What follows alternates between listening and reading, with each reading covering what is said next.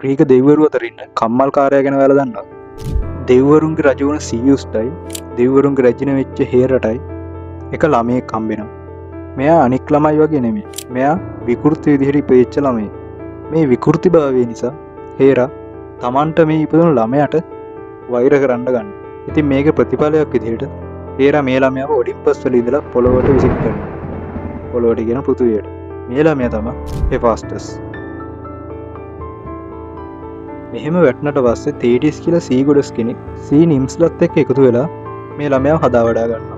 ඉතින් මෙයාලත් එක්ක මේ ළමයා ටික ටික උස්මහත් වෙද්දි මෙයා කම්මල් වැඩවලට ආයුධ හදන්න වගේ දේවල් වලට පුරුදු වෙනවා. ඉතින් ටික කාලයක් යද්දි මෙයා දෙවිවරුන්ට බව ආයුධ ආමස් වගේ දේවල් හදලා දෙන්න පටන් ගන්නවා.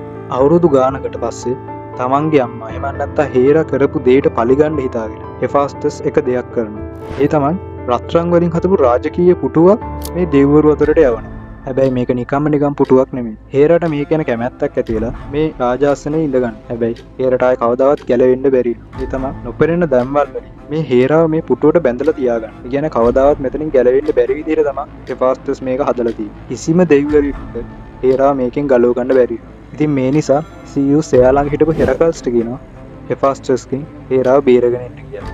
මේ හෙරකල්ස් කියලා කියන්නේ අපි හැමෝම දන්න හර්කියුලිස්. කොහොම හරි හේරාව බේරගත්තට පස්සේ සීයුස්ට මේ හෙෆාස්ටස්ගේ වටිනාකම තේරිලා මෙයාවත් තමන්ගේ දේව මණ්ඩලයට එකතු කරගන්න.